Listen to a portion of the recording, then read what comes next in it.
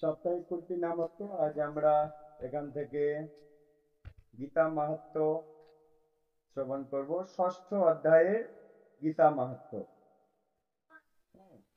আস্তে সবাই আস্তে।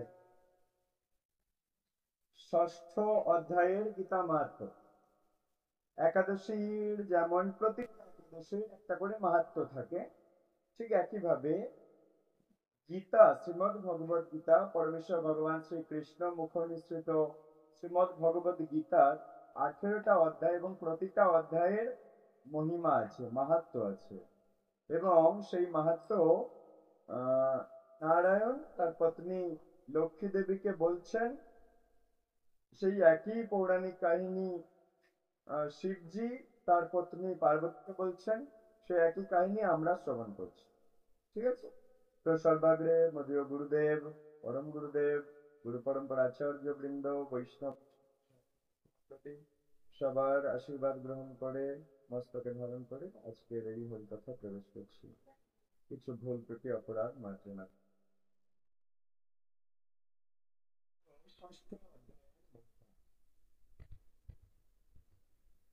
ভগবান বিষ্ণু পত্নী লক্ষ্মী দেবীকে বলছেন, ভগবান বিষ্ণু বললেন, এখন আমি তোমাদের শ্রীমদ্ ভগবত গীতার ষষ্ঠ অধ্যায়ের মাহাত্ম্যের কথা বলবো। এই অধ্যায়ের বর্ণনা যে শ্রবণ করবে এই জড় জগৎ থেকে সে উদ্ধার পেয়ে যাবে। 6 নম্বর অধ্যায়ের মহিমা। ষষ্ঠ অধ্যায়, ষষ্ঠ অধ্যায় নাম হলো ধ্যান যোগ। ধ্যান যোগ এটা 6 নম্বর অধ্যায়ে আছে। এই অধ্যায়ের মহিমা যে শুনবে, ভগবান নারায়ণ বলছে, যে শুনবে সেই জড় জগৎ থেকে উদ্ধার পেয়ে যাবে। গোদাবরী তীরে প্রতিষ্ঠানপুর বা পৈথান নামে একটা সুন্দর শহর আছে, নারায়ণ বলছেন। গোদাবরী নদী দক্ষিণ ভারতের দিকে আছে, গোদাবরী নদী। সেই গোদাবরী নদীর তীরে প্রতিষ্ঠানপুর বা পৈথান নামে একটা শহর, সুন্দর শহর। সেখানে আমি পিপ্পলেশ নামে বিখ্যাত।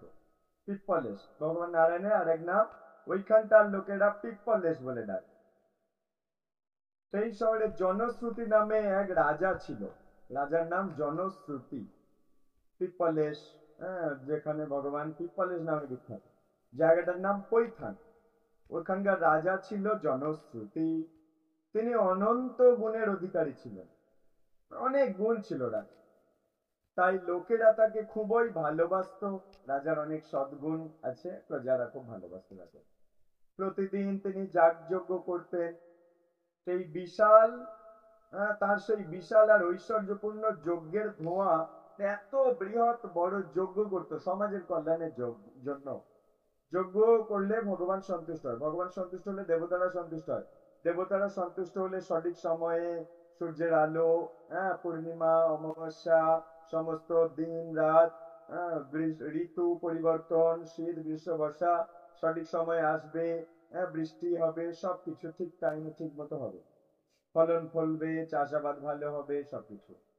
তাহলে যজ্ঞ ওই রাজা করত, এবং এত বড় যাগযজ্ঞ করত যে সেই বিশাল আর ঐশ্বর্যপূর্ণ যজ্ঞ, যার ধোঁয়া স্বর্গের নন্দন কাননে পৌঁছে যেত। আমরা ভূলোকে ওই রাজা যজ্ঞ করত। ভূলোকের উপরে আছে ভূবরলোক, ভূবরলোকের উপরে আছে স্বর্গলোক, স্বর্গলোক হচ্ছে স্বর্গলোক। তাহলে ভূবরলোক টপকে স্বর্গলোক, ওখানে দেবতারা বাস করে, আর ভূলোকে আমরা বাস করি। ওই স্বর্গলোক পর্যন্ত পৌঁছে যেত যজ্ঞের ধোঁয়া।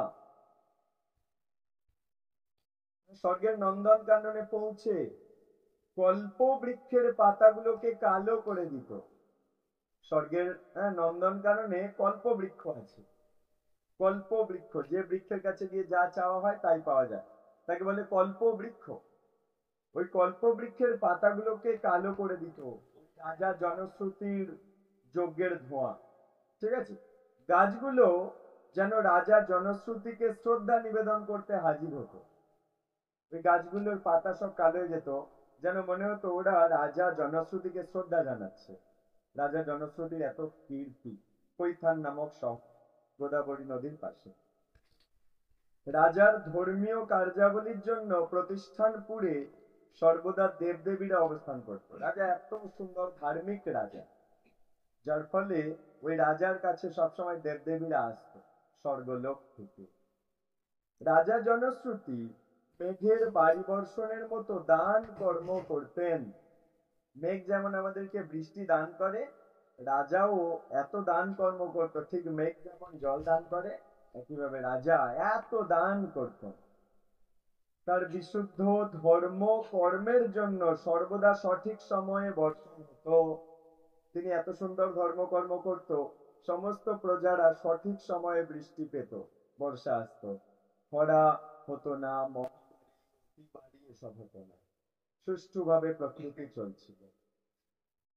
শস্যক্ষেত্র সর্বদা ফসলে পরিপূর্ণ থাকত। শস্য, মাঠে প্রচুর ফলন হতো। শস্য হানি ইত্যাদি দুর্বিপাক তার রাজত্বে ছিল না। রাজার নাম জনশ্রুতি, ধার্মিক রাজা।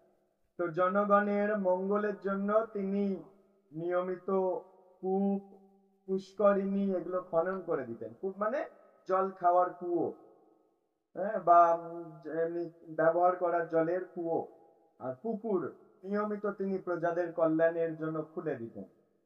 কুয়ো আর পুকুর খুলে দিতেন। দেবদেবীগণ জনশ্রুতির ওপর অতীব সন্তুষ্ট। জনশ্রুতি রাজার প্রতি খুব খুশি দেবদেবীরা, এবং হংস রূপ ধরে তাকে আশীর্বাদ করতে তার প্রাসাদে গেলেন। দেবদেবীরা হাঁসের রূপ নিয়েছে, কারণ দেবদেবীরা যদি ভূলোকে আসে সাধারণ মানুষ দেখতে পেয়ে যাবে, সেজন্য হাঁসের রূপ ধরে এসছে দেবতারা, দেবদেবীরা এসেছে কেন? ওই রাজাকে আশীর্বাদ করবে বলে। রাজার যাগযজ্ঞে দেবদেবীরা এত খুশি। পর পর সারিবদ্ধ হয়ে পরস্পর কথাবার্তা বলতে বলতে তারা আকাশে উড়ছিলেন। পরপর লাইন দিয়ে সেই হাঁসগুলো আকাশে উড়ে উড়ে, ভদ্রস্ব নামে হংসটি অন্য দু তিনটে হংসের সঙ্গে আগে আগে যাচ্ছে। ভদ্রস্ব নামে একটা হাঁস, ওই হাঁসগুলোর মধ্যে সে আগে আগে যাচ্ছে আরো দুটো তিনটে হাঁসের সাথে। তখন অন্য রাজহাঁসেরা ভদ্রস্বকে ডাকছে, উঠে উঠে ডাকছে, ভাই ভদ্রস্ব, কেন তুমি আগে আগে উড়ছো? তুমি কি মহান রাজা জনশ্রুতিকে তোমার সামনে উপস্থিত দেখতে পাচ্ছ না? এত তাড়াহুড়ো করে যাচ্ছ কেন?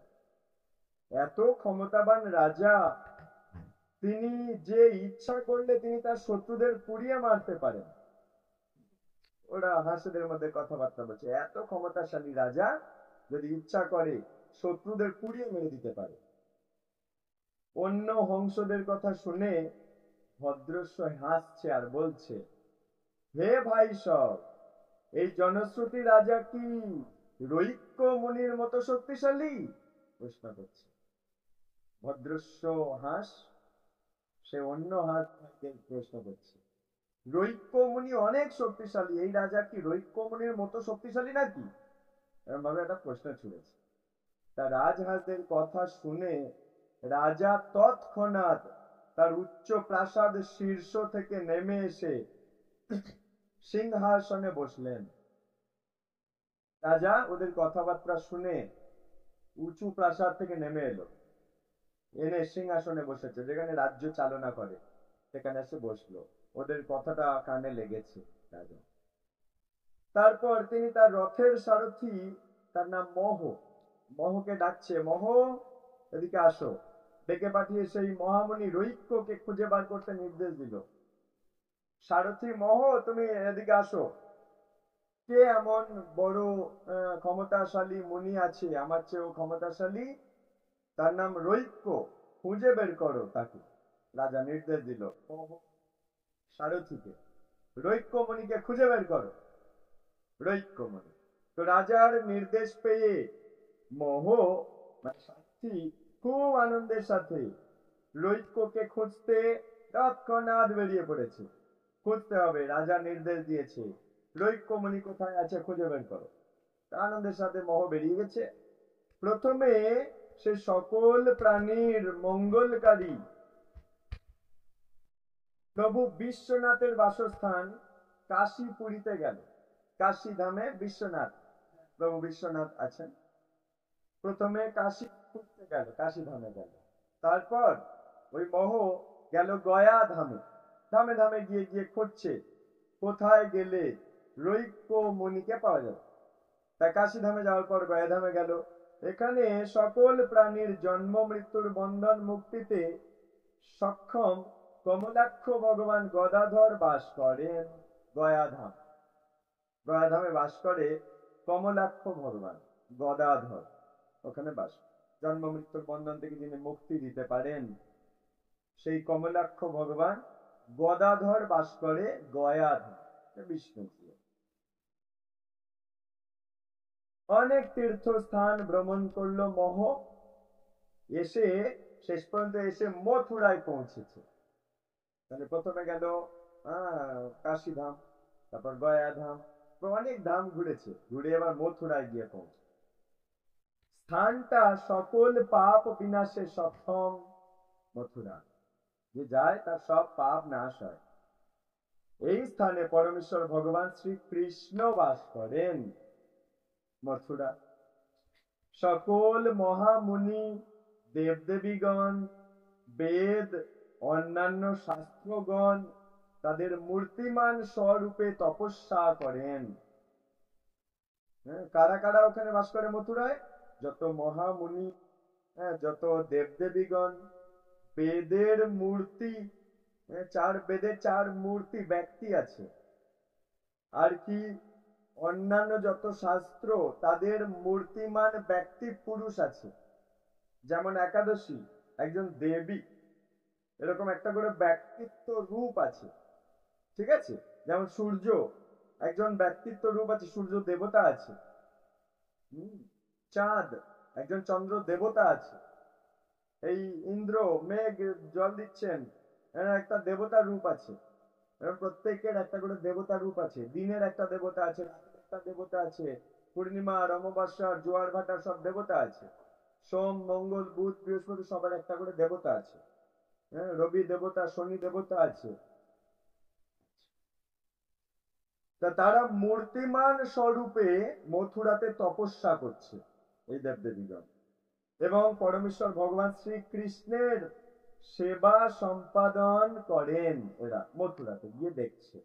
কে গেছে? মোহ, সারথী, রাজা জনশ্রুতির সারথী মোহ গিয়েছে। কাকে খুঁজতে? রৈক্য মুনিকে খুঁজতে। অর্ধচন্দ্রাকৃতি মথুরা নগরী, মথুরা নগরীটা দেখতে অর্ধেক চাঁদের মতো। এই নগরী ভক্তি প্রদায়িনী মনোরমা যমুনা নদীর তীরে অবস্থিত। মথুরা যমুনা নদীর পাশে অবস্থিত। এতদাঞ্চলের সদৃশ্য গোবর্ধন গিরি এক বৃহদাকার রত্নখচিত রাজ মুকুটের মতো মথুরা মণ্ডলের ঔজ্জ্বল্য আর মহিমা দান করছে। গিরি গোবর্ধন মথুরাতে, গিরি গোবর্ধনকে দেখে মনে হচ্ছে একটা উজ্জ্বল, মহিমা দানকারী একটা পর্বত, যেন দেখে মনে হচ্ছে একটা মুকুটের নাম, মথুরার মুকুট গিরি গোবর্ধন। পবিত্র বৃক্ষ, লতা, গুল্ম, পবিত্র পবিত্র গাছ। মথুরায় যেসব গাছ বাস করে তারা কোনো সাধারণ গাছ নয়, ধাম তো ওটা, ওটা কোনো জড় জগৎ নয়, এটা তো ধাম, চিন্ময় জগতের অংশ। তাই ওইখানে যে গাছ জন্ম নিয়েছে তার আগের আগের জন্মের অনেক সুকর্ম আছে, তাই ওইখানে পবিত্র গাছ আছে, লতা, গুল্ম, এগুলো দ্বারা স্থানটা পরিবেষ্টিত মথুরা জায়গাটা। মথুরার চারপাশে 12টা অপূর্ব বন আছে। ভগবান কৃষ্ণ তার মধুর লীলা বিলাস করেন দ্বাদশ বনে। 12টা বন ঘিরে আছে মথুরাকে। সেই বনগুলোর মধ্যে কৃষ্ণ সব লীলা করেছে। তা মথুরা ত্যাগের পর মোহ, তাহলে এবার মথুরা ঘোরা হয়ে গেল, এবারে পশ্চিম দিকে যাচ্ছে, উত্তর দিকে যাচ্ছে। একদিন সে কাশ্মীরে গেছে। উত্তরে আছে কাশ্মীর, আমাদের ভারতের উত্তরে, মাথার দিকে উত্তরে আছে কাশ্মীর। তা কাশ্মীর নামক একটা শহরে গিয়ে পৌঁছেছে।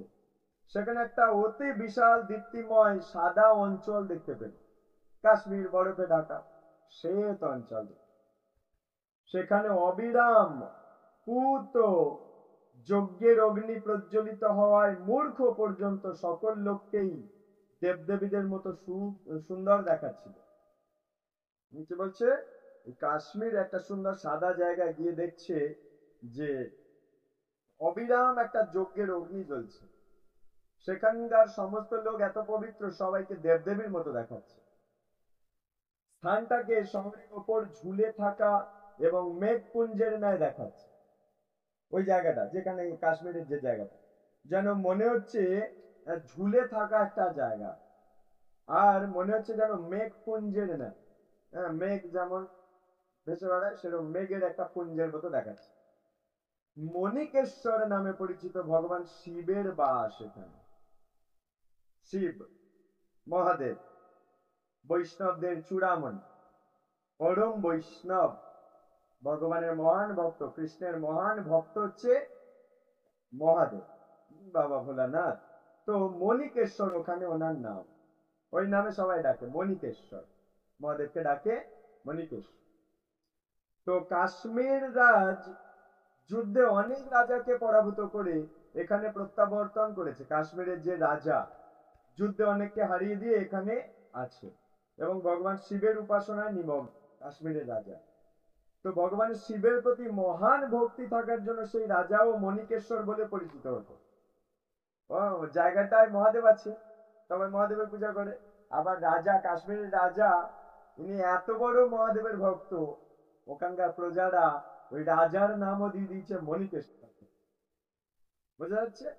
তো মন্দির দ্বারের নিকটে গাছের তলায়, মন্দিরের দ্বার দরজা আছে, তার কাছে একটা গাছ আছে। সেই বৃক্ষ তলে একটা ক্ষুদ্র স্থানে উপবিষ্ট হয়ে মোহ সেই মহামুনি রৈক্যকে দেখতে পেয়ে গেল।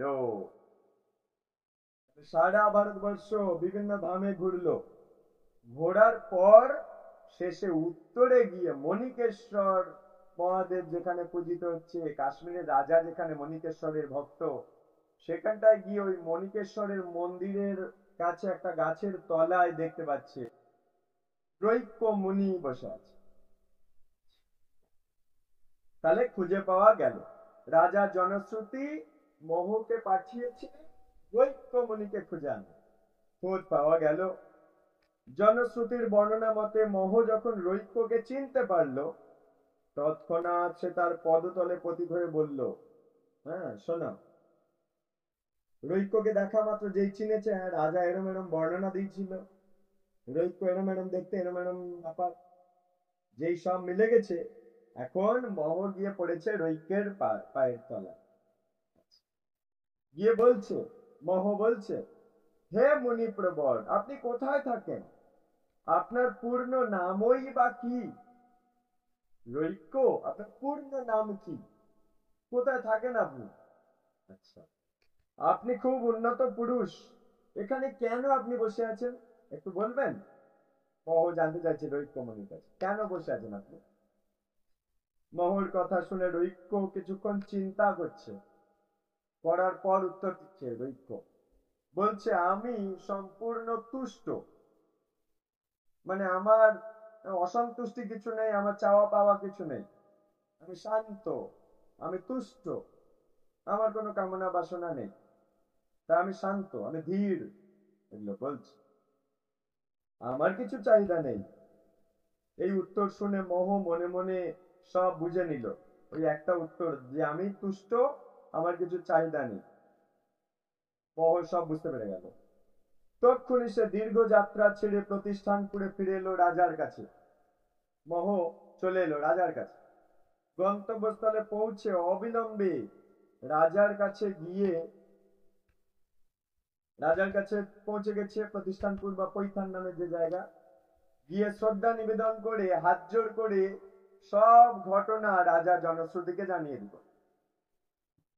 মহের কাছ থেকে সব শুনে নিল রাজা জনশ্রুতি। শোনার পর তখন ওই মহামুনি রৈক্যের দর্শনে যাবে বলে ঠিক করে নিল রাজা। রাজা বলছে, আমি আর দেরি করব না, আমি মহামুনি রৈক্যের কাছে যাব, যেতে চাই এক্ষুনি। রাজা জনশ্রুতি ধার্মিক রাজা, বলছে আমি ওই মহামুনিকে দেখতে চাই, যে কিনা বললো যে তার আর চাহিদা কিছু নেই, সে তুষ্ট। কি করে সে এরকম হলো রাজা জানতে চাইছে, যে তার কোনো কামনা বাসনা, কোনো চাহিদা, কোনো ভোগ লালসা বাসনা নেই, সে নাকি তুষ্ট। কি করে সে তুষ্ট হলো রাজা জানতে চাইছে। সে যে বলছে আর দেরি নয়, আমি যেতে চাই এখন।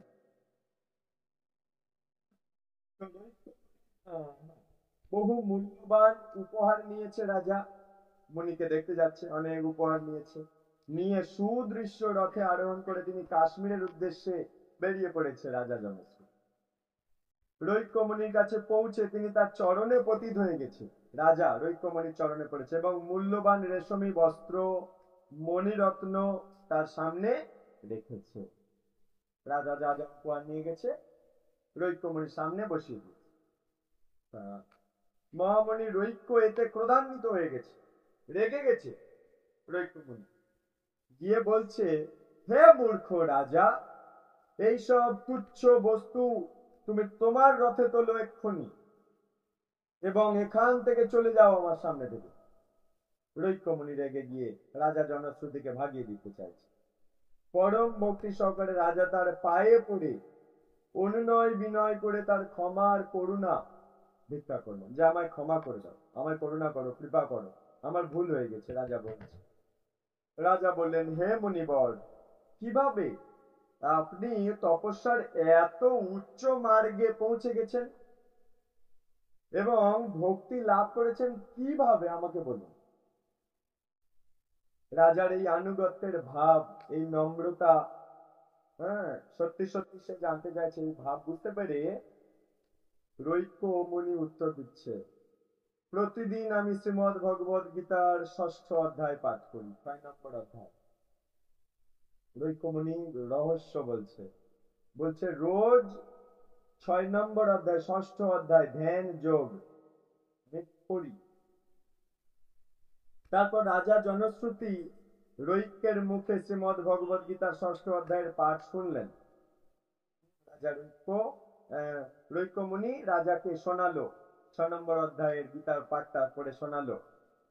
এরপর থেকে রাজা প্রতিদিন 6ষ্ঠ অধ্যায় পাঠে নিমগ্ন হলেন। প্রতিদিন রাজা 6 নম্বর অধ্যায়টা পড়ে। রৈক্যমণি শিখিয়ে দিল, এমন এমন করে পড়বে তুমি রোজ। এটা পড়লে তোমার জড় জগতের প্রতি ভোগ লালসা, কামনা বাসনা, যত চাহিদা, সেগুলো সব মিটে যাবে তোর থেকে। কোনো কামনা বাসনা আর তোমার থাকবে না, তাহলে আর জন্মও নিতে হবে না। এই কামনা বাসনাকে মেরে ফেলতে পারলে বেরিয়ে যাওয়া যাবে এই জগৎ। আর এই কামনা বাসনাকে মেরে ফেলার উপায় কি? রৈক্যমণি দেখালো। কি উপায়? 6 নম্বর অধ্যায় রোজ পড়াশোনা করতে। তা এরপর থেকে রাজা প্রতিদিন 6ষ্ঠ অধ্যায় পাঠে নিমগ্ন হলেন। যথা সময়ে পুষ্পক রথ এসে তাকে বৈকুণ্ঠে নিয়ে গেল। মহামুনি রৈক্য প্রতিদিন গীতার 6ষ্ঠ অধ্যায়ের পাঠ চালিয়ে যেতে লাগলেন। তারপর একদিন তিনিও বৈকুণ্ঠ ধামে গমন করলেন। তাহলে যে 6 নম্বর অধ্যায় রোজ পড়ে, সে জড় জগতের প্রতি ভোগ কামনা এইসব তার মিটে যায়, কামনা পূরণ হয়ে যায়, যার ফলে আর সে অশান্ত থাকে না, তৃষ্ণার্ত থাকে না। মানুষ ভোগ বাসনার প্রতি তৃষ্ণার্ত। আজ এটা লাগবে, কাল ওটা লাগবে, পরশু এইটা, এত টাকা বাড়াও, ব্যবসা বাড়াও, টাকা পয়সা বাড়াও, জমি জমা বাড়াও। কেন? তৃষ্ণার্ত। মানুষ আরো পেতে চাইছে, আরো পেতে চাইছে। এই তৃষ্ণার কারণে বারবার জন্ম নিতে হচ্ছে। এই তৃষ্ণা মিটবে 6 নম্বর অধ্যায় পড়লে, এবং তৃষ্ণা মিটে যাবে অটোমেটিক 6 নম্বর অধ্যায় পড়লে ভগবানের কৃপায়। এবং তখন আমরা এই জগৎ থেকে তবে বেরোতে পারবো। একটা কোন রকম আসক্তি থাকলে বেরোনো যাবে না। তো এই সম্বন্ধে একটা ছোট্ট কাহিনী বলি, মূলার কাহিনী। ঠিক আছে, শুনেছো কেউ? শোনি? আচ্ছা, শোন। তো একটা পরিবারে একজন বৈষ্ণব ভক্ত মানুষ, আর কেউ ভক্তি জীবন করে না গুরুত্ব দিয়ে। তো সেই ভক্ত মানুষ বৈষ্ণব, তিনি নাম জপ করেন প্রতিনিয়ত, গীতা পাঠ করেন, ভগবানের ভক্তি করেন, সেবা পূজা সবকিছু করেন, ভোরবেলা ওঠেন, মঙ্গল আরতি করেন, হ্যাঁ, একাদশী বার ব্রতগুলো করেন, ভগবানের যে বারগুলো সেগুলো করেন। তাই এমন অবস্থায় সে পৌঁছেছে। তা বৈকুণ্ঠ ধাম থেকে তার জন্য পুষ্পক বিমান এসছে, পুষ্পক রথ এসছে, ভক্তকে নিয়ে যায় পুষ্পক রথে। আমরা যদি ভক্তি জীবনে গুরুত্ব দেব, আমাদের দেহ ছাড়ার পর পুষ্পক রথ এসে নিয়ে যাবে বৈকুণ্ঠ ধাম। তা পুষ্পক রথ এসছে, নিয়ে যেতে রথের সারথি আছে আর একটা সিট আছে। তা সারথি বলছে, এই যার নাম ছিল সেই নাম ধরে ডাকছে, তুমি চলে এসো, এই বিমানে রথে চলে এসো, তোমার জন্য সিট রেডি, তুমি এখন বৈকুণ্ঠ ধামে যাবে, তুমি ভক্ত মানুষ বৈষ্ণব, তুমি বৈকুণ্ঠ ধামে চলে যাবে। তা আর যত প্রিয়জন তার সব ছিল, তারা এখন যেতে চাইছে, আমরাও যাব। তা যে বৈষ্ণব সে তো ভগবানের নাম জপ করে যাচ্ছে, কারোর দিকে তার অত ইয়ে নেই, ভগবানকে চিন্তা করে দিন কাটায়। কিন্তু এরা বলছে আমরা যেতে চাইবো, সারথীর সাথে কথা বলছে। তার সারথী বলছে, না যাওয়ার তো জায়গা নেই, ওই একটাই সিট, হ্যাঁ, যে ভক্তি করেছে সেই যেতে পারে। তা তবু এরা নাচর বান্দা, না যাবো যাবো। তা বলছে, ঠিক আছে, যদি তোমরা যেতে চাও, তোমাদের ওই বাড়ির লোকের পা ধরে যেতে পারলে যেতে পারো, ঝুলে ঝুলে যেতে হবে। বসার সিট একটা, যিনি বসবেন, হ্যাঁ, তিনি ভক্ত মানুষ, তিনি ওতে বসেই যেতে পারবেন, বসার সিট একটা। হ্যাঁ, যদি যেতে চাও ঝুলে ঝুলে যাও। তা যিনি মারা গেছেন তার পত্নী বলছে, আমি আগে যাব, আমার স্বামী যাচ্ছে, আমি আগে, তাহলে স্বামীর পা ধরেছে। তা এখন পত্নী যাচ্ছে, সে এখন বলছে যে আমার ছেলেটা বাদ যাবে, আমার ছেলেটা যাবে। ছেলেটা বলছে আমি যাব, আমার পত্নী আছে, পুত্র আছে। তা পত্নী সেই তার স্বামীর পা ধরেছে। এইভাবে মূল যে ব্যক্তি তার পা ধরেছে তার পত্নী, সেই পত্নীর পা ধরেছে তার ছেলে, তার বউ, হ্যাঁ, তার স্ত্রীর পা ধরেছে তার ছেলে। এইভাবে সবাই পা ধরে যাচ্ছে। তা এখন যেতে যেতে যাওয়ার পথে, হ্যাঁ, যিনি ভক্ত মানুষ তিনি নাম জপ করে করে যাচ্ছেন, ভগবান নাম কীর্তন হরে কৃষ্ণ করে করে যাচ্ছেন। এমন অবস্থায় এরা তো কখনো হরে কৃষ্ণ করে না, গুরুত্ব দেয়নি ভক্তি জীবনকে, ও সব বেকার বলে কাটিয়ে দিয়েছে। তা যাচ্ছে, সারথী বলে দিয়েছিল যে তোমরা কিন্তু ভগবানের কথা চিন্তা করো, নইলে অন্য কথা চিন্তা করলে পড়ে গেলে জানি না, সব পড়ে যাবে তোমরা সবাই।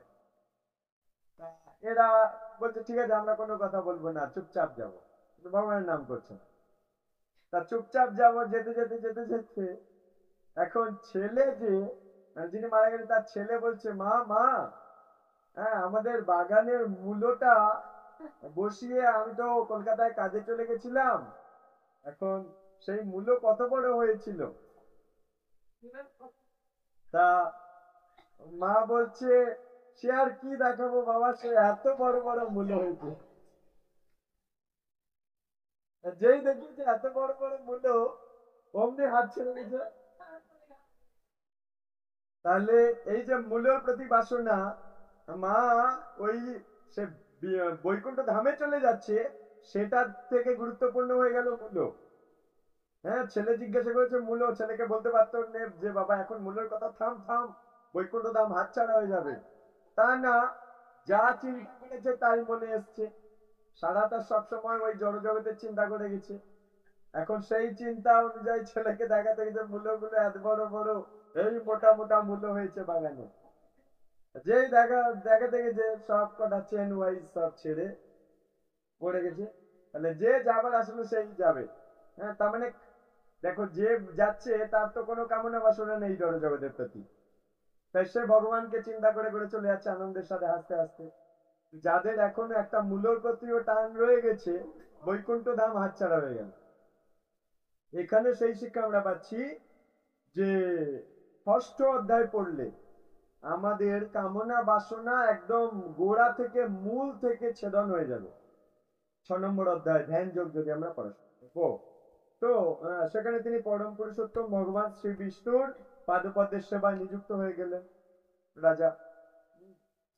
রাজা তো গীতার ষষ্ঠ অধ্যায় যিনি পাঠ করেন, অচিরেই তিনি ভগবান বিষ্ণুর চরণ কমল প্রাপ্ত হবেন, এ বিষয়ে কোন সন্দেহের অবকাশ নেই, বিষ্ণুজি বলছে। যিনি 6 নম্বর অধ্যায় পাঠ করেন, অচিরেই তিনি ভগবান বিষ্ণুর চরণ কমল পাবেন। ভগবান বিষ্ণু নিজে বলছে তার পত্নীকে, এ বিষয়ে কোনো সন্দেহের অবকাশ নেই। আমরা যদি 6ষ্ঠ অধ্যায় পড়বো, আমাদের হৃদয়ে থেকে কামনা বাসনার নোংরা জিনিসগুলো সরে যাবে, গিয়ে আমাদের হৃদয়টা কামনা বাসনা মুক্ত হবে। তাই জন্য রোজ আমাদের এই 6ষ্ঠ অধ্যায় পড়ার চেষ্টা করা উচিত। ঠিক আছে? তো এখন আমরা এই 6ষ্ঠ অধ্যায় থেকে কিছু শ্লোক আমরা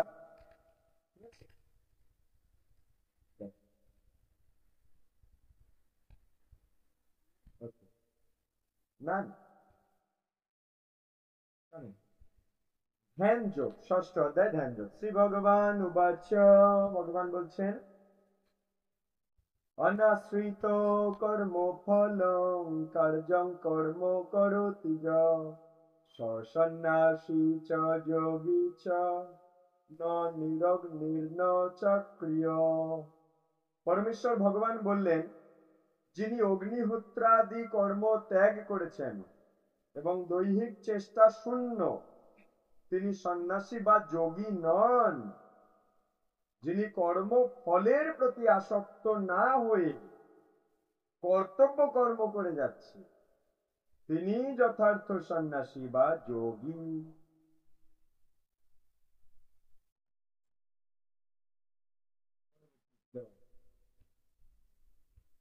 যং সন্ন্যাসমিতি প্রাহুর্যোগং তং বিদ্ধি পাণ্ডব নহং সন্ন্যস্ত সংকল্প যোগী ভবতি কশ্চন। হে পাণ্ডব, যাকে শোনো, ভগবানের মুখ নিঃসৃত বাণী, হে পাণ্ডব, যাকে সন্ন্যাস বলা যায় তাকেই যোগ বলা যায়। কারণ ইন্দ্রিয় সুখ ভোগের বাসনা ত্যাগ না করলে কখনোই যোগী হওয়া যায় না। আরুরুক্ষোর মুনির যোগং কর্ম কারণমুচ্যতে যোগারূঢ়স্য তস্যৈব সমঃ কারণমুচ্যতে। অষ্টাঙ্গ যোগ অনুষ্ঠানে যারা নবীন, তাদের পক্ষে কর্ম অনুষ্ঠান করাই উৎকৃষ্ট সাধন। আর যারা ইতিমধ্যেই যোগারূঢ় হয়েছেন, তাদের পক্ষে সমস্ত কর্ম থেকে নিবৃত্তি উৎকৃষ্ট সাধন। এগুলো যখন আমরা পরে ভেঙে বলবো, গীতার ক্লাস যখন চালু হবে, তখন আমরা প্রত্যেকটা শ্লোক বিশদে জানবো। আজ আমরা মাহাত্ম্য কাহিনীগুলো মেনলি ফোকাস করছি। ঠিক আছে? যদা হীনেন্দ্রিয়ার্থেষু ন কর্মসন্নুসজ্জতে সর্বসংকল্প সন্ন্যাসী যোগারূঢ়স্তদোচ্যতে। যখন যোগী জড় সুখ ভোগের সমস্ত সংকল্প ত্যাগ করে ইন্দ্রিয় ভোগ্য বিষয় আর সকাম কর্মের প্রতি আসক্তি রহিত হন, তখন তাকে যোগারূঢ় বলা হয়। উদ্ধরেদাত্মানমবসাদয়ে আত্মৈব হ্যাত্মনো বন্ধু হ্যাত্মনো বন্ধুরাত্মৈব রিপুরাত্মনঃ। মানুষের কর্তব্য তার মনের দ্বারা নিজেকে জড় জগতের বন্ধন থেকে উদ্ধার করা। মানুষের কর্তব্য তার মনের দ্বারা নিজেকে জড় জগতের বন্ধন থেকে উদ্ধার করা। মনের দ্বারা আত্মাকে অধঃপতিত করা কখনোই উচিত নয়। মনই জীবের অবস্থা ভেদে বন্ধু, আবার মনই জীবের শত্রু হয়ে থাকে। তাহলে মনকে ধীরে ধীরে শত্রু থেকে বন্ধু বানানোর কাজ করতে হবে। শাস্ত্র যেগুলো বলবে সেইগুলো মনকে করাতে হবে। মন যা বলবে সেগুলো শুনলে হবে না। ভগবান যা বলবে সেই অনুযায়ী আমার জীবনকে চালনা করাতে হবে, মনকে সাহায্য নিয়ে। ভগবানের কথা বাদ দিয়ে মন যা বলবে তাই করলে হবে না। সব বিশদে ভেঙে বলা হবে প্রতিটা শ্লোকের সম্বন্ধে যখন আমরা বিশদে গীতার ক্লাসে যাব। এখন প্রত্যেকটা অধ্যায়ের কাহিনী শুনছি আমরা, মহিমা কাহিনী। বন্ধুরাত্মা তনুস্তস্য জেনাত্মৈ পাত্মনা জিতঃ অনাত্মনস্তু শত্রুত্বে বর্তেতাত্মৈব শত্রুবৎ। যিনি তার মনকে জয় করেছেন, তার মন তার পরম বন্ধু হয়ে যায়। কিন্তু যিনি মনকে জয় করতে পারেনি, অক্ষম যিনি, তার মন তার কাছে পরম শত্রু। মনে করো কেউ কারোর মন বলছে একটা সিগারেট খেয়ে আসি, কিন্তু সে যদি মনকে সংযত না করতে পারে, মনকে যদি জয় না করতে পারে, তাহলে মন যা বললো তাই শুনতে সে চলে যাবে। আর যদি মনকে জয় করতে পারে, তাহলে সে মনকে বোঝাবে না ওসব আবদার চলবে না, তা খারাপ আবদার, ওটা করতে দেওয়া যাবে না। তাহলে মন হয়ে যায় বন্ধু, মন হয়ে যায় শত্রু। মনকে যদি আমরা নিয়ন্ত্রণ করতে পারি, তাহলে ও আমার বন্ধু। নিয়ন্ত্রণ যদি না করতে পারি, হয়ে যাবে ও আমার শত্রু। জিতাত্মানঃ প্রশান্তস্য পরমাত্মা সমাহিতঃ শীতোষ্ণ সুখ দুঃখেষু তথা মানাপমানয়ঃ। জিতেন্দ্রিয় মানে যে ইন্দ্রিয়কে কন্ট্রোল করতে পারে, আর প্রশান্ত চিত্ত, যার মন শান্ত, সেই ব্যক্তি পরমাত্মাকে উপলব্ধি করতে পেরেছেন। তার কাছে শীত উষ্ণ, সুখ দুঃখ, সম্মান অপমান সব সমান। যার ইন্দ্রিয়কে যে কন্ট্রোল করতে পারে, চোখকে খারাপ দিকে দেখতে দিচ্ছে না, ভালো জিনিস দেখাচ্ছে, শাস্ত্র ভগবানের লীলা এগুলো দেখাচ্ছে, ভগবানের দর্শন করাচ্ছে। হ্যাঁ, তো চোখকে খারাপ জায়গায় নিয়ে যাচ্ছে না, কান দিয়ে খারাপ কথা শুনছে না, ভগবানের কথা। এইভাবে সবগুলো ইন্দ্রিয়কে যে ভগবানের সঙ্গে জড়িয়ে রেখেছে, জিতেন্দ্রিয়। আর প্রশান্ত চিত্ত, যার মন শান্ত, চঞ্চল না। যেমন একটা জলে যখন ঢিল ফেলা হয়, জল অনেক কাঁপে, তখন ভেতরের জিনিসপত্র দেখা যায় না, বা দেখা গেলেও সেগুলো সব চঞ্চল হয়ে আছে। কিন্তু যখন শান্ত জল, তখন ভেতরে কি পড়ে আছে দেখা যাচ্ছে, যে ও আচ্ছা ওই জায়গাটা ওইটা জলের ভেতরে পড়ে আছে দেখা যাচ্ছে শান্ত জলে। তাই বলছে যার চিত্ত শান্ত, সেই ব্যক্তি পরমাত্মাকে উপলব্ধি করতে পেরেছেন, ভগবানকে বুঝতে পারবে সে। তার কাছে শীত উষ্ণ, সুখ দুঃখ, সম্মান অপমান একই জিনিস। সম্মানে খুব লাফালাফি করে না, অপমানে আবার কান্না করে না। আরেকটা শ্লোক পড়ি, 6 নম্বর অধ্যায়ে। জ্ঞান বিজ্ঞান তৃপ্তাত্মা কুটস্থ বিজিতেন্দ্রিয়ঃ যুক্ত ইত্যুচ্যতে যোগী সমলোকাস্ত্রাস্য কাঞ্চনঃ। যে যোগী শাস্ত্র জ্ঞান তত্ত্ব অনুভূতিতে পরিতৃপ্ত, মানে শাস্ত্রের জ্ঞান বা কৃষ্ণ তত্ত্ব এগুলো অনুভূতি যখন করে তখন তৃপ্ত হয়, মানে ভালো লাগে। যার শাস্ত্র কথা যার ভালো লাগে, কৃষ্ণ তত্ত্ব যার শুনতে ভালো লাগে, শুনলে তৃপ্তি হয় যার, তাদের কথা বলছে। যিনি চিন্ময় অধিষ্ঠিত, জিতেন্দ্রিয় মানে ইন্দ্রিয়গুলোকে খারাপ জায়গায় নিয়ে যাচ্ছে না, জীবকে খারাপ কিছু দিচ্ছে না, এরকম ভাবে সবগুলো ইন্দ্রিয়কে ভগবানের সঙ্গে রেখেছে, জীবকে ভগবানের প্রসাদ দিচ্ছে, জিতেন্দ্রিয়। এবং যিনি মৃৎখণ্ড, প্রস্তর, সুবর্ণ এসব কিছুকে সমান দেখছে, মানে মাটির ডেলা, সোনার ডেলা সবকিছুকে সমান যে দেখছে, যেগুলো সব অনিত্য বস্তু, আসলে আমি এই জগতের লোক নই, তাই এগুলোর প্রতি আসক্ত হব না, আমাকে বাড়ি ফিরতে হবে ভগবত ধাম। তাই ওগুলো মাটির ডেলা আর সোনা একই তার কাছে। কৃষ্ণ ভক্তদেরকে সোনা পড়তে বললেও বলবে না না, আমার এই তুলসী মালাটাই ভালো আছে, বেশি সোনা পড়তে তার ভালো লাগছে না। এগুলো ভক্তি জীবনের কিছু লক্ষণ। ধীরে ধীরে ধীরে ধীরে ভক্তি জীবনে উন্নতি করলে এই সমস্ত জিনিসগুলোকে তার আর ভালো লাগে। কিন্তু যারা ভক্তি জীবন করবে না, তাদের এই সমস্ত জিনিসগুলোই মেন। এগুলো পাওয়ার জন্য কত চেষ্টা করছে, কিন্তু যারা ভক্ত মানুষ, যারা ভক্তি জীবনে উন্নতি করছে, তাদের এই সমস্ত জিনিস আছে আছে না আছে না আছে কোনো গুরুত্ব নেই। থাকলে আছে, না আছে না আছে, কিন্তু তুলসী মালার গুরুত্ব তাদের কাছে। কারণ তারা জানে আমরা এই জগতের লোক নই, এখানকার মাটি কি সোনা কি সব আমার কাছে অন্য দেশের জিনিস, আমাকে আসল ঘরে ফিরতে হবে, এগুলো অনিত্য। হ্যাঁ, কিছু বছর পর সেই ছেড়ে চলে যেতে হবে। কটা বছর নিয়ে আগুন পাগুন তারা করে না। তাই বলছে, হ্যাঁ, যিনি যে যোগী যে ভক্ত আর কি শাস্ত্র জ্ঞান বা কৃষ্ণ কথা এগুলোতে খুব তৃপ্ত হয় যার হৃদয়, যে চিন্ময় স্তরে অধিষ্ঠিত, হ্যাঁ, যার এগুলোতে ভালো লাগছে, সে আসলে জড় জগৎ থেকে ধীরে ধীরে চিন্ময় জগতের দিকে যাচ্ছে। আর কি জিতেন্দ্রীয়, তিনি যিনি মৃৎখণ্ড প্রস্তর সুবর্ণে সমদর্শী, তিনি যোগারূঢ় বলে কথিত হন। তিনি যোগের ভক্তি যোগের এই সিঁড়ি, ভগবানকে পাওয়ার এই সিঁড়িতে পৌঁছে গেছেন, সিঁড়ির উপর। আমরা সবে সবে ভক্তি জীবন করছি, আমাদের এখন জড় বিষয় আশয়ের প্রতি আসক্তি থাকলেও ভক্তি করতে করতে করতে করতে ধীরে ধীরে ধীরে ধীরে আসক্তি কমবে। ভগবানের প্রতি আসক্তি, ভগবানের কথার প্রতি আসক্তি, ভগবানের লীলা, ভগবানের নাম, ভগবানের ভক্ত সঙ্গ, ভগবানের সেবা, এগুলোর প্রতি আসক্তি বাড়বে। ধীরে ধীরে ধীরে ধীরে আসক্তি বাড়বে। ধীরে ধীরে ধীরে ধীরে আর সিরিয়াল দেখতে ভালো লাগবে না, তখন ভগবানের নাম হাঁটতে এসে বা ভগবানের বই পড়তে ভালো লাগবে।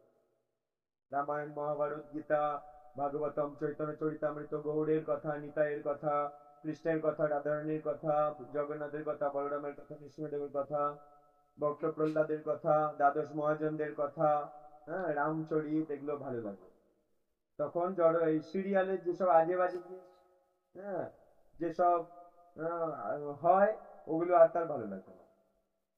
এগুলো থেকে বোঝা যায় ভক্তির মিটার, ভক্তির মিটার, যার ভক্তির মিটার যত বেড়েছে, তার জড় জগতের ওই সমস্ত জিনিস আর ভালো লাগবে না।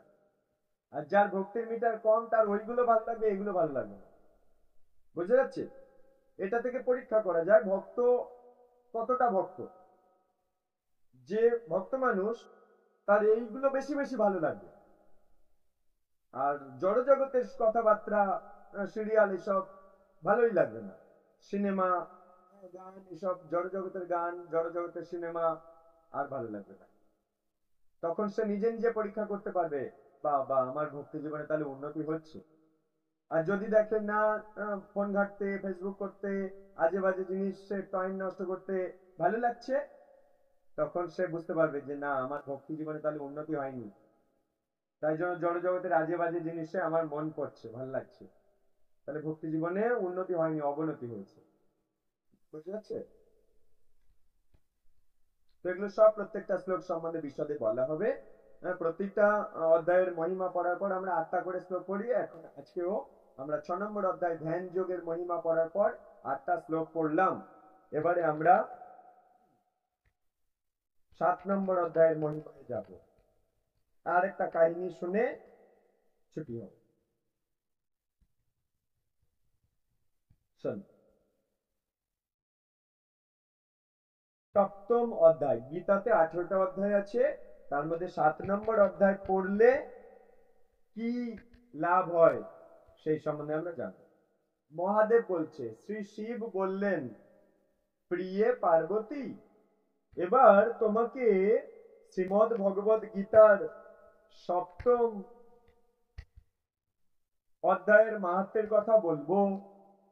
এটা শ্রবণে কর্ণকুহর স্বর্গীয় সুধায় পরিপূর্ণ হবে। কর্ণকুহর মানে কানের ছিদ্র স্বর্গীয় সুধায় পরিপূর্ণ হবে। স্বর্গীয় সুধা মানে কি, স্বর্গের অমৃত পেলে যেমন হ্যাঁ আমাদের ভালো লাগে, একইভাবে 7 নম্বর অধ্যায়ের মাহাত্ম্য শুনলে মহাদেব নিজে বলছে আমাদের কানে যেন অমৃত ভালো লাগছে, এরকম মনে হয়। মহাদেব বলছে, শোনো তাহলে। একটা বড় শহরের নাম পাটালিপুত্র। শহরটার অনেক বড় বড় তোরণ দ্বার আছে, বড় বড় দরজা শহরটা। এই শহরে শঙ্কুকর্ণ নামে এক ব্রাহ্মণ বাস করত। পাটালিপুত্র নামক শহর, বড় বড় দরজা আছে, সেখানে শঙ্কুকর্ণ নামে একটা ব্রাহ্মণ, নাম শঙ্কুকর্ণ। সে ছিল একজন ব্যবসায়ী, ব্যবসা করে সে প্রচুর অর্থ জমা করছিল। তার পূর্বপুরুষদের জন্য কখনো সে কোনো রকম ধর্মীয় ক্রিয়াকলাপ বা শাস্ত্রীয় আচার অনুষ্ঠান উদযাপন করেনি। পূর্বপুরুষদের জন্য, পিতা পিতামহদের জন্য কোন রকম ধর্মীয় কার্যকলাপ তর্পণ এগুলো কিছু করেনি সে। নামে ব্রাহ্মণ, ব্যবসা করতো খুব বড়। সে এত ধনী হয়েছিল যে রাজা মহারাজা পর্যন্ত তার ঘরে ভোজন করতে আসতো। এই শঙ্কুকর্ণ নামক ব্রাহ্মণ এত ধনী হয়ে গেছে ব্যবসা করে করে। শঙ্কুকর্ণ একজন অন্যতম সেরা কৃপণ লোক, মানে খুব মার্কা মারা, স্ট্যাম্প দিয়ে দিয়েছে লোকে, এত বড় কৃপণ। সে তার সঞ্চিত অর্থ মাটির নিচে পুঁতে রেখেছে। ব্যবসা করে যা টাকা পয়সা ধন সম্পদ জোগাড় করেছে, কৃপণ লোক, খরচা করবে না, যখের ধনের মতো আগলে রাখবে, তাই মাটির নিচে পুঁতে রেখেছে। একদিন একদা চতুর্থবার বিবাহ কার্য সম্পাদনের জন্য সে তার পুত্রকন্যার আত্মীয়জন যাত্রা করছে। 4 নম্বর বিয়ে করবে বলে তার পুত্রকন্যার আত্মীয়জনদের নিয়ে যাচ্ছে। তা রাত্রিতে বিশ্রামের জন্য এক জায়গায় সকলে মিলে অবস্থান করলো। রাত্রিবেলা আর কোথায় যাবে, বিশ্রাম করছে। সকলে ঘুমিয়ে পড়লে একটা সাপ এসে তাকে দংশন করল। সাপ রাত্রেবেলা ওই শঙ্কুকর্ণ নামক ব্রাহ্মণকে, যে বড় ব্যবসায়ী, কৃপণ ব্যবসায়ী, বড় টাকা খরচা করবে না, শুধু বাড়াবে, তার সাপে কেটেছে। তার পুত্র পরিজনেরা মিলে ডাক্তার ওঝা ডেকে আনলো, কিন্তু কেউ শঙ্কুকর্ণকে বাঁচাতে পারলো না। ডাক্তার ওঝা ফেল। শীঘ্রই সে মৃত্যুর কোলে ঢলে পড়লো। মৃত্যুর পর সে একটা প্রেত সর্প হয়ে জন্মালো। তার একমাত্র ধ্যান জ্ঞান ছিল তার সঞ্চিত অর্থ। তার মানে দেখো, কৃপণ ব্যক্তি যারা এইভাবে ধনের প্রতি এত আসক্তি, তারা মরেও শান্তি পাবে না, ওই ধনের রক্ষা করার জন্য আবার জন্ম নিল, প্রেত হয়ে জন্ম নিল। কারণ স্বাভাবিকভাবে যেমন মরার কথা তেমন তো মরেনি, সর্প দংশনে মরেছে। তাই স্বাভাবিক শরীর আর পাবে না, প্রেত শরীর, সাপ রূপী প্রেত শরীর পেয়েছে। আর তার একমাত্র চিন্তা, আমার জমানো অর্থগুলো কি হবে। যা নাকি সে তার গৃহের খুব কাছেই পুঁতে রেখেছিল। তার সেই গুপ্ত ধনের বিন্দু বিসর্গ সে কাউকেই প্রকাশ করেনি, কাউকে জানিয়ে যায়নি, নিজেই জানতো আর মরে গেল। প্রেত সর্প হয়ে সে তার এই ধন পাহারা দিত। প্রেত সর্প হয়ে চারিধারে ঘুরত, ধন সম্পদের চাই, যাতে অন্য কেউ তা অপহরণ করতে না পারে, কেউ যেন নিয়ে না নেয়। দেখো, মরে গেছে, তবু ওই টাকা পয়সার প্রতি আসক্তি কি গেছে, যায়নি। আচ্ছা, প্রেত সর্পের ফাঁদে আবদ্ধ থেকে প্রেত সাপ হয়ে ঘুরে বেড়াচ্ছে ঘন্টার চারিদিকে। এরকম ভাবে কিছুদিন পর সে ক্লান্ত হয়ে পড়েছে। এরকম ভাবে কতদিন, নিতেও পাচ্ছি না, কাউকে দিতেও পাচ্ছি না, আমি কিছু বলছি কেউ শুনতেও পাচ্ছে না, ক্লান্ত হয়ে গেছে ঘুরতে ঘুরতে। এবং একদিন রাত্রিতে স্বপ্নে তার ছেলেদের দেখা দিয়েছে, দিয়ে তাকে সাহায্য করতে অনুরোধ করছে। ছেলেদেরকে স্বপ্নে দেখা দিয়ে সাহায্য করতে বলছে। পরদিন সকালে তার অলস ছেলেরা ঘুম থেকে উঠে পরস্পর সেই স্বপ্ন বৃত্তান্ত বলা বলি করছে। ছেলেরা, যে বাবা এরকম সাপ হয়ে স্বপ্ন দিয়েছে, ওই জায়গায় এরকম ধন সম্পদ রেখে গেছে। তো এক ছেলে একটা বড় কোদাল নিয়েছে, সকালবেলা কোদাল নিয়ে তার পিতৃ নির্দিষ্ট স্থানে চলে গেছে। বাবা যে জায়গাটা বলেছে, নির্দিষ্ট স্থানে পৌঁছে সে বুঝতে পারলো যে গুপ্তধনের সঠিক স্থানটা সম্বন্ধে সে জানে না। বড় কোদাল নিয়ে গেছে, গিয়ে দেখছে ঠিক বুঝতে পারছে না কোথায় আছে। এই ছেলেটা অত্যন্ত লোভী ছিল, তাই সে আগে ভাগে বড় কোদাল নিয়ে চলে গেছে, মাটি খুঁড়ে টাকাটা বের করলো। অনেকক্ষণ ধরে সে স্থানটা খুঁজলো, এবং যখন সে সাপের গর্তটা দেখতে পেল, তৎক্ষণাৎ খুঁড়তে শুরু করলো। সাপের একটা গর্ত দেখে খুঁড়ছে, যে গর্তের ভেতরে বাবা সাপ রূপে আসে। অল্পকাল পরে বিরাট এক ভয়ঙ্কর সর্প সেই গর্ত থেকে বেরিয়ে এসে বলল, হে মূর্খ, কে তুমি? একটা সাপের গর্ত খুলছিল, তা বড় একটা সাপ বেরিয়ে বলছে, কে তুমি, কেন এখানে এসেছো, সে কে তোমাকে পাঠিয়েছে? এখানে খুঁজছো কেন? আমার প্রশ্নগুলো শীঘ্রই উত্তর দাও। পুত্রটা বলল, আমি তোমার ছেলে, আমার নাম শিব। গত রাত্রে আমি স্বপ্ন দেখেছি এখানেই গুপ্তধন পোতা আছে, তাই আমি সেগুলো নিতে এসেছি। ছেলে শিবের কথা শুনে প্রেত সর্পটি হাসতে লাগলো। বাবা যে প্রেত সাপ হাসছে। পরে বলল, তুমি যদি আমার ছেলে, তবে কেন এই নরক কুণ্ড থেকে আমার উদ্ধার করতে এতদিন কোনো প্রয়োজনীয় শাস্ত্রীয় আচার অনুষ্ঠান করনি? দেখো, ওই শঙ্কুকর্ণ নিজে কিন্তু তার পিতৃপুরুষের জন্য কিছু করেনি। এখন সে যখন প্রেত হয়েছে, তার ছেলেদের বলছে, যদি টাকাটা নিতে এসেছো, যদি তুমি আমার ছেলে হও, টাকা নিতে এসেছো, তাহলে আমার জন্য, আমাকে নরকুণ্ড থেকে বাঁচানোর জন্য কোনো শাস্ত্রের নিয়ম কানুন মেনে শ্রাদ্ধ ক্রিয়াকর্ম যাগযজ্ঞ করনি কেন? আসছে আর বলছে, শেষ জীবনে লোভের বশেই আমি এই সাপের শরীর পেয়েছি, আর তোমরাও সেই একই দিকে অগ্রসর হচ্ছ। সারাটা জীবন ও বলছে আমি আমার পিতৃপুরুষদের জন্য কিছু করিনি, আর ওই বিষয়ের লোভে শেষ জীবনে আমি প্রেত সর্প হয়েছি। আর এখন তোমরাও তোমার বাবার জন্য, মানে ও বলছে আমার জন্য, তোমার বাবা আমি, আমার জন্য তোমরাও আমার মতো মূর্খামি করছো। আমার মতো তোমরাও তোমাদের বাবার জন্য কোনো শাস্ত্রীয় যাগযজ্ঞ করনি। বাবা মরে গেছে, তোমরা শাস্ত্রীয় যাগযজ্ঞ করলে তো আমি আর প্রেত হয়ে থাকতাম না, আমি তো নতুন শরীর পেতাম। আমার মতো মূর্খামি তোমরাও করছো। তোমরাও সেই একই দিকে অগ্রসর হচ্ছ। তোমরাও এই বিষয়ের লোভে, তোমরাও এই বিষয়ের চারিদিকে প্রেত সাপ হয়ে এরপরে থাকবে। পুত্র জিজ্ঞাসা করলো, হে পিতা, কৃপা করে বলুন কিভাবে আপনি এই নারকীয় অবস্থা থেকে উদ্ধার পাবেন, তাহলে আমাদেরকে পথ দেখান, আমরা কি করতে পারি আপনার জন্য। প্রেত সর্পটি উত্তর করলো, কোন রূপ দান ধ্যান যোগ্য তপস্যার দ্বারা নয়, শুধু গীতার সপ্তম অধ্যায় পাঠ করলেই আমি জন্ম মৃত্যুর চক্র থেকে উদ্ধার পাবো। বলছো অন্য কোনো কিছু করার দরকার নেই, গীতা বইটা খোলো আর 7 নম্বর অধ্যায়, সপ্তম অধ্যায় পড়তে থাকো, তাহলে আমি জন্ম মৃত্যুর চক্র থেকে উদ্ধার পেয়ে যাব।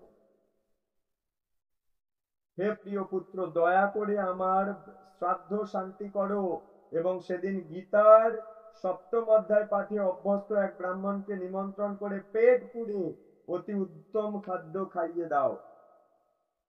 বলছে আমার শ্রাদ্ধ ক্রিয়া করো, এবং ওই দিন যে গীতা পড়ে অভ্যস্ত, যিনি গীতা পড়েন যিনি, সেরম ব্রাহ্মণকে ডাকো, সপ্তম অধ্যায় পড়ো এবং তাকে অতি উত্তম খাদ্য খাইয়ে তার পেট পুড়ে খাদ্য খাওয়াও, ব্রাহ্মণ ভোজন করাও আর গীতা পাঠ করাও, শ্রাদ্ধ ক্রিয়া করাও, সেই দিনে গীতা পাঠ করাও। অন্যান্য ভাইদের সঙ্গে শিব, ওই যে ছেলেটা, পিতার নির্দেশ পালন করলো। সব ভাইরা মিলে পিতা শঙ্কু করানোর জন্য শ্রাদ্ধ ক্রিয়া করলো, গীতার সপ্তম অধ্যায় পাঠ করালো, সেই পাঠকারী ব্রাহ্মণকে ভোজন করালো। এবং সেই ব্রাহ্মণটি যখন গীতার সপ্তম অধ্যায় পাঠ করতে থাকলেন, শঙ্কুকর্ণ তখন প্রেত সর্পের সেই ভয়ঙ্কর দেহ ত্যাগ করে এক দিব্য চতুর্ভুজ মূর্তি ধারণ করলো। সে তার পুত্রদের আশীর্বাদ করে গুপ্তধনের স্থানটির কথা বলে বৈকুণ্ঠে চলে গেল। তার আগে কিন্তু গুপ্তধনের স্থানটার কথা বলেনি, নকল একটা কথা বলেছে কোন জায়গায় আছে। যেখানে সেই ছেলেরা গেছে তখন শিক্ষা দিল বাবা, যে আমি যে ভুল করেছি তোমরা ওই ভুলটা করো না, তোমরা এই আমার জন্য এই কাজটা করো। যে করেছে তারপর সঠিক জায়গাটা বললো কোন জায়গায় আছে অর্থটা। তো সে তার পুত্রদের আশীর্বাদ করে গুপ্তধনের স্থানটার কথা বললে বৈকুণ্ঠে চলে গেল। তার পুত্রদের মন এখন কৃষ্ণ সেবায় নিবদ্ধ, তাই তারা সেই সঞ্চিত অর্থ মন্দির নির্মাণে, মানে বাবা যে অর্থটা রেখে গেছে সেই অর্থ মন্দির নির্মাণে কাজে লাগিয়েছে। আর কি, কূপ খনন, এগুলোর কাজে লাগিয়েছে, মানে কুয়া খুলে দিয়েছে সমাজের যাতে কল্যাণ হয়। হ্যাঁ, আর কি করেছে না, খাদ্য বিতরণ করেছে সেই অর্থগুলো দিয়ে, মন্দির বানিয়েছে, তাহলে অর্থ কি কাজে লাগালে সৎ ব্যবহার হয়? অর্থ যদি আমরা ভগবানের সেবায় না লাগাবো তাহলে অর্থ হয়ে যাবে পরমার্থ। অর্থ যদি ভগবানের সেবায় না লাগিয়ে মায়া এই বহির্জগতের সেবায় বেশি বেশি লাগিয়ে দেবো তাহলে অর্থ হয়ে যাবে অনর্থ। হ্যাঁ, যেমন অর্থ উপার্জন করে কেউ কৃষ্ণের জন্য অন্য ডাল সবজি কিনছে, আবার কেউ ওই অর্থ উপার্জন করে হ্যাঁ সন্ধ্যাবেলা বাজে বাজে দোকানে গিয়ে কিনে আনছে। তাই না? তাহলে এই অর্থ যদি পরমার্থে লাগাতে না পারি অর্থ অনর্থের দিকে চলে যাবে। কারণ অর্থ হচ্ছে লক্ষ্মী, লক্ষ্মীর আরেক নাম চঞ্চলা। তাই লক্ষ্মী বা চঞ্চলা কেন? তার মন খুব চঞ্চল, সে একটা ব্যক্তির পকেটে বেশিক্ষণ থাকতে চায় না, সে অন্য ব্যক্তির পকেটে চলে যেতে চায়। লক্ষ্মীর আরেক নাম চঞ্চলা, সে ঘুরে ঘুরে ঘুরে ঘুরে বেড়াতে চায়, চঞ্চল সে। তাই সেই চঞ্চলাকে, লক্ষ্মীকে নারায়ণের সেবায় লাগিয়ে দিতে হবে, নইলে সে চঞ্চল হয়ে অন্য জায়গায় চলে যাবে। ঠিক আছে? তো এই জন্য অর্থকে পরমার্থে রূপান্তর করা উচিত। এরাও সেটা করছে, বাবা শিক্ষা দিয়ে গেছে। এরা সঞ্চিত অর্থ দিয়ে মন্দিরের নির্মাণের কাজে ব্যয় করছে, কূপ খননে ব্যয় করছে, খাদ্য বিতরণে ব্যয় করছে। আমাদের অর্থ মন্দির নির্মাণে ব্যয় করা উচিত, একাদশীতে বিভিন্ন প্রচার কার্যে, বিভিন্ন ভোজন করানোর, প্রসাদ ভোজন হচ্ছে যেসব দেয় সেগুলো ব্যয় করা উচিত। প্রতিদিন তারা গীতার সপ্তম অধ্যায় পাঠে মগ্ন হলো এবং অচিরেই পরমেশ্বর ভগবান শ্রীকৃষ্ণের শ্রী পাদপদ্ম লাভ করলো। শ্রী শিব বললেন, প্রিয় পার্বতী। তাহলে এই কাহিনীটা কে কাকে বলছে? শিবজি তার পত্নী পার্বতীকে বলল, মহাদেব। হ্যাঁ, তো মহাদেবকে আমরা সবাই ভালোবাসি, শিবকে। তো সেই পরম বৈষ্ণব যিনি, তিনি আমাদেরকে শিক্ষা দিচ্ছে। তো প্রিয় পার্বতী, গীতার সপ্তম অধ্যায়ের অপূর্ব মাহাত্ম্যের কথা তোমাকে বললাম। যে ব্যক্তি এই বর্ণনা শুনবে সমস্ত পাপ পূর্ণ প্রতিক্রিয়া থেকে সে মুক্ত হয়ে যাবে। এই ব্যক্তি যে এই মহিমার কথাটা শুনবে, মাহাত্ম্যের কথা, সেই ব্যক্তি পাপ পূর্ণ প্রতিক্রিয়া থেকে মুক্ত হয়ে যাবে। মানে আমাদের জ্ঞানে অজ্ঞানে যা পাপ হয়ে আছে সেগুলোর প্রতিক্রিয়া রূপী রোগ শোক এইসব আসতে থাকে, সেইগুলো থেকে আমরা ধীরে ধীরে মুক্ত হতে থাকবো এই মহিমা শ্রবণ করে। এটা মহাদেব বলছেন। তো এখন আমরা এই 7 নম্বর অধ্যায়ের কিছু শ্লোক আমরা পড়ব। 8টা শ্লোক পরপর পড়ে ছেড়ে, ঠিক আছে? সবাই মন দিয়ে শুনুন। সপ্তম অধ্যায় বিজ্ঞান যোগ। আগেটা কি ছিল? ধ্যান যোগ। ষষ্ঠ অধ্যায়, এটা সপ্তম অধ্যায় বিজ্ঞান যোগ। শ্রী ভগবান উবাচ মজ্জাশক্ত মনঃ পার্থ যোগং জঞ্জুন্মদাশ্রয়ঃ অসংশয়ং সমগ্রং মাং যথা জ্ঞাস্যসি তৎশৃণু। শ্রী ভগবান বললেন, হে পার্থ, আমাতে আসক্ত চিত্ত হয়ে, আমাতে মনোনিবেশ করে যোগের অভ্যাস করলে কিভাবে সমস্ত সংশয় থেকে মুক্ত হয়ে আমাকে জানতে পারবে তা শ্রবণ করো, আমি বলবো। বলল, আমাতে আসক্ত চিত্ত হয়ে, বলছে আমার প্রতি আসক্ত, মানে মন দিয়ে আমার কথা চিন্তা করলে কিভাবে সমস্ত সংশয় থেকে মুক্ত হয়ে আমাকেই জানতে পারবে তা ধীরে ধীরে শ্রবণ করো। জ্ঞানং তেয়হং সবিজ্ঞানং ইদং বক্ষ্যাম্যশেষতঃ যজ্ঞাত্মা যজ্ঞাতো ব্যপশিষ্যতি। আমি এখন তোমাকে বিজ্ঞান সমন্বিত এই জ্ঞানের কথা সম্পূর্ণরূপে বলবো, যা জানা হলে এই জগতে আর কিছুই জানবার বাকি থাকে না।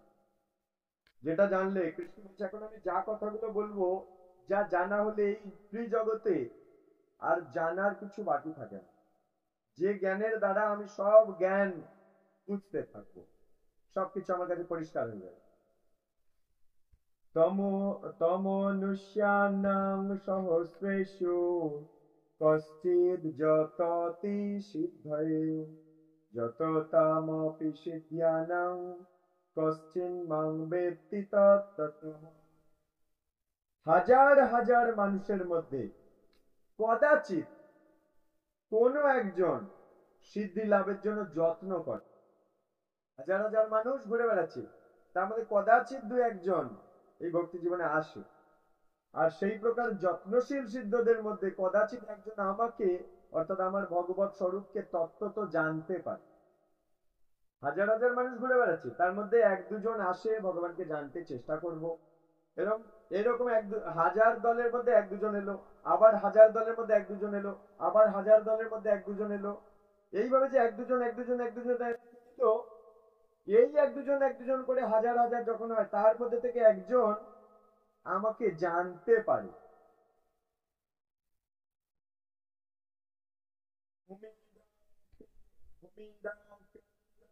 বায়ু মনো বুদ্ধি অহংকার ইতি মে ভিন্না প্রকৃতির অষ্টধা। বলছে ভূমি মানে মাটি, জল, বায়ু, অগ্নি, আকাশ, মন, বুদ্ধি, অহংকার, এই ৮ প্রকারে আমার ভিন্না জড়া প্রকৃতি বিভক্ত। অর্থাৎ এই প্রকৃতিটা ভাঙলে এই ৮টা জিনিস পাওয়া যাবে। যেমন এই ঘরটা ভাঙলে বালি, সিমেন্ট, ইট, কাঠ এসব পাওয়া যাবে না? একইভাবে বলছে এই প্রকৃতিটা ভাঙলে ৮টা জিনিস পাওয়া যাবে। মানে এই ৮টা জিনিস দিয়ে প্রকৃতিটা তৈরি হচ্ছে। তিথি, অপ, তেজ, মন, বুদ্ধি, অহংকার। আচ্ছা, অপরেয়মিতস্তন্যাং প্রকৃতিং বিদ্ধি মে পরাম জীবভূতাং মহাবাহ জয়েদং ধার্যতে জগ। হে মহাবাহ, এই নিকৃষ্টা প্রকৃতি ব্যতীত আমার আর একটা উৎকৃষ্টা প্রকৃতি আছে। কি বললো? এই জগৎটা নিকৃষ্টা প্রকৃতি। আমরা বলি না এটা প্রকৃতি, প্রকৃতির হাওয়া খেয়ে আয়, একটু বলি না? এই প্রকৃতিটাকে কৃষ্ণ বলল নিকৃষ্টা প্রকৃতি, মানে নিকৃষ্ট জগৎ। বলছে নিকৃষ্ট আমার আর একটা উৎকৃষ্ট প্রকৃতি আছে, মানে এটা নিকৃষ্ট জগৎ আর একটা উৎকৃষ্ট জগৎ আছে। তাহলে প্রমাণ হচ্ছে কৃষ্ণ নিজের মুখে বলল যে এটা জড় জগৎ, আর একটা উন্নত জগৎ আছে, সেটা চিন্ময় জগৎ। যেমন আমাদের এই কুলপিতে দেখো আমরা সাধারণভাবে বসবাস করছি, আবার এই কুলপিতে থানা আছে, জেল, জেলেও কেউ বাস করছে। তাহলে ওইটা নিকৃষ্ট, এটা উৎকৃষ্ট। একইভাবে এই জড় জগৎটা নিকৃষ্ট, চিন্ময় জগৎটা উৎকৃষ্ট। কৃষ্ণ নিজে মুখে বলল তার সৃষ্টি দুটো, একটা নিকৃষ্ট জগৎ জড় জগৎ, উৎকৃষ্ট জগৎ চিন্ময় জগৎ। তাহলে আমাদের ঘর কোথায় প্রমাণ হয়ে গেল? সেটা সেই প্রকৃতি চৈতন্য স্বরূপা, সেই প্রকৃতির কথা বলছি, এটার কথা না। সেই প্রকৃতি চৈতন্য স্বরূপা, মানে সেখানে সবকিছু জ্ঞান, চৈতন্য, সবাই জ্ঞানবান, সেখানে একটা ধূলিকণাও জ্ঞানবান। এবং জীব ভূতা, সেখানেও সমস্ত জীবাত্মা দিয়ে ভর্তি হয়ে আছে। তোমার আমার মতো আমরা রক্ত মাংসের, তারা সচ্চিদানন্দ দেহ দিয়ে ঘুরে বেড়াচ্ছে, আমরাও সেখানে থাকার বাসিন্দা। তাই বলছে সেই প্রকৃতি ও জীব ভূতা, সেখানেও জীবাত্মা আছে। সেই শক্তি থেকে সমস্ত জীব নিঃসৃত হয়ে এই জড় জগৎকে ধারণ করে আছে। সেই শক্তি থেকে, মানে সেই জগৎ থেকে সমস্ত জীব নিঃসৃত হয়ে, মানে বেরিয়ে গিয়ে এই জড় জগৎকে ধারণ করে আছে, ধরে আছে। আমরা এই জগতে, এই জগৎকে আঁকড়ে ধরে আছি, বেরোতে চাইছি না। সেই জগৎ থেকে নিঃসৃত হয়ে, ওখানে ভগবান পরিষ্কার বলে দিচ্ছে 7 নম্বর অধ্যায়ের 5 নম্বর শ্লোক, সেই জগৎ থেকে নিঃসৃত হয়ে এই জড় জগৎকে ধারণ করে আছে। এই জড় জগতে আমরা সবাই এসে পড়েছি, বোঝা গেল? তাহলে আমরা আসলে গোলক বৃন্দাবনের বাসিন্দা, বর্তমানে জড় জগতে আমরা ভিনদেশী, বোঝা গেল? নেক্সট, এতদ যোনিনি ভূতানি সর্বনিত্যুপধারয় অহং কৃষ্ণস্য জগত প্রভব প্রলয়স্তথা। এখন কি বলছে শোনো কৃষ্ণ, যখন গীতার বিশদ আলোচনায় যাব আরো ডিটেলসে এগুলো পড়াশোনা করব, কিন্তু এখন ছোট ছোট করে আমরা কয়েকটা শ্লোক, 7 নম্বর অধ্যায়ের কয়েকটা শ্লোক করে নিচ্ছি। বলছে আমার এই উভয় প্রকৃতি থেকে জড় আর চেতন সবকিছু উৎপন্ন হয়েছে। এই দুটো প্রকৃতি থেকে আমার, এটাই জড় জগৎ, সেটা চেতন জগৎ, চিন্ময় জগৎ। এইসব কিছু উৎপন্ন হয়েছে। অতএব নিশ্চিত ভাবে জেনে রাখো যে আমি সমস্ত জগতের উৎপত্তি আর প্রলয়ের মূল কারণ। সমস্ত জগতের উৎপত্তি কৃষ্ণ বলল আমি করেছি। অতএব নিশ্চিত ভাবে জেনে রাখো, কৃষ্ণ জোর দিল, অতএব নিশ্চিত ভাবে জেনে রাখো যে এই জড়জগৎ কি চিন্ময় জগৎ, সবকিছুর উৎপত্তি আর প্রলয়ের মূল কারণ আমি। বলে বোঝা গেল? এই জড়জগৎ কি চিন্ময় জগৎ কি সবকিছু সৃষ্টিকার তা হচ্ছে মালিক হচ্ছে কৃষ্ণ। কৃষ্ণ নিজে মুখে বলে দিচ্ছে, আর কেউ আপত্তি করছে না। যত দেবদেবী তারা আপত্তি করছে, তাহলে কৃষ্ণের সাথে তো একদিন লড়াই লেগে যেত। তারাও জানে প্রকৃত সত্য কি, আমরা জানি না বলি সব এক। দেবদেবীরা তো আর আমাদের মতো মূর্খ নয়, তারা জানে যে মালিক কৃষ্ণ, আর তারা জানে ওরাও সেবক সেবিকা। তাই তারা কৃষ্ণের সাথে মারপিট করছে না, এই তুমি মালিক বলে দিলে। মালিকানা নিয়ে তো ঝগড়াঝাটি লেগে যেত এতক্ষণ কৃষ্ণের সাথে। কৃষ্ণ তো গোটা সৃষ্টির সবার সামনে বলে দিল আমি মালিক। বুঝা গেল? আচ্ছা, 8টা শ্লোক পড়বো। 7 নম্বর শ্লোক। মত্ত পরতরং নান্যৎ কিঞ্চিদস্তি ধনঞ্জয় মই সর্বমিদং সূত্রে মণিগণা ইব। হে ধনঞ্জয়, আমার থেকে শ্রেষ্ঠ আর কেউ নেই। তাহলে এই কথা সামনে কৃষ্ণ বললো, আবার লড়াই লেগে যাওয়ার কথা ততক্ষণ কৃষ্ণের সাথে দেবদেবীদের। কিন্তু এমন কোথাও হয়েছে কৃষ্ণের সাথে দেবদেবীরা এই কথা বলার জন্য যে কৃষ্ণ বলল আমার থেকে শ্রেষ্ঠ আর কেউ নেই? এমন বলা মানেই তো ঝগড়াঝাটি লেগে যাওয়ার কথা। লাগেনি মানে কথাগুলোর মধ্যে গুরুত্ব আছে। আচ্ছা, বলছে আমার থেকে শ্রেষ্ঠ আর কেউ নেই। সূত্রে যেমন মণি গাঁথা থাকে, সুতোয় মণি গেঁথে গেঁথে মালা তৈরি হয়, নেকলেস, তেমনি সমস্ত বিশ্ব আমাতে ওতপ্রোত ভাবে অবস্থান করে। সমস্ত বিশ্ব, এই যে গ্রহ নক্ষত্র গুলো সব এক একটা পুঁতি, আর সুতো হচ্ছে কৃষ্ণ, সবগুলোকে ধরে রেখেছে। রসো অহমপ্সু কৌন্তেয় প্রভাস্মি শোষী সূর্যয়ঃ প্রণব সর্ববেদেষু শব্দ হে পৌরুষং ঋষু। বলছে হে কৌন্তেয়, আমি জলের রস, চন্দ্র সূর্যের জ্যোতি, আমি প্রভা, সর্ববেদের প্রণব আমি, বেদের যে ওঙ্কার প্রণব মন্ত্র আমি, সূর্য চন্দ্রের জ্যোতি আমি, জলের রস, জলের যে স্বাদ, তৃষ্ণা মেটানোর যে ক্ষমতা তা আমি। তাহলে জল সেবা করার সময় প্রণাম করে সেবা করবেন, কারণ কৃষ্ণ কি বলে জলের স্বাদ আমি। তাহলে কৃষ্ণ যদি জল না দিত আমাদের তৃষ্ণা মিটত। আকাশের শব্দ আমি, মানুষের পৌরুষ আমি, আমার জন্যই মানুষ পৌরুষত্ব পাচ্ছে। এটা আমার কৃপা মানুষদের প্রতি। তো এইভাবে আমরা ধারাবাহিকভাবে, এটা তো 7 নম্বর অধ্যায়ের মহিমা হয়ে গেল। 8টা শ্লোক আমরা পড়লাম, প্রত্যেকটা অধ্যায় 8টা করে শ্লোক পড়া হচ্ছে। তো এইভাবে 9 অধ্যায়ের মহিমা, 10 নম্বর অধ্যায়ের মহিমা, এইভাবে 18টা অধ্যায়ের মাহাত্ম্য বা মহিমা কাহিনীগুলো আমরা পড়ে নেব। নেওয়ার পর ধারাবাহিকভাবে আমরা গীতা পড়া শেখাবো। তখন প্রত্যেককে গীতা আনতে বলবো। কিন্তু এখন পর্যন্ত আমরা মহিমা শুনছি এই মাহাত্ম্য বই থেকে, তাই গীতা বইটা আনতে বলিনি। কিন্তু এরপর যখন গীতাটা চালু করাবো তখন সবার কাছে গীতা বইটা থাকবে। আমি শ্লোক বলবো, পরক্ষণে আপনাদের বলতে হবে শুনে শুনে, ঠিক আছে? হাতে হাতে শেখানো করা হবে। তো এই পর্যন্ত আজ আমরা ভগবতীয় কথা, গীতা মাহাত্ম্যের কথা বিরাম দিচ্ছি। আগামী ক্লাসে আবার দেখা হবে ঠিক এরপর থেকে। তো কিছু ভুল ত্রুটি, কিছু অপরাধ হলে আপনারা নিজের সন্তান জ্ঞানে ক্ষমা করে দেবেন। বাঞ্ছা কল্পতরুভ্যশ্চ কৃপা সিন্ধুভ্যৈব চ পতিতানাং পাবনেভ্যো বৈষ্ণবেভ্যো নমো নমঃ। অনন্ত কোটি ভক্ত বৈষ্ণব বৈষ্ণববৃন্দ কি জয়। নিতাই গৌর প্রেমানন্দ হরি হরি।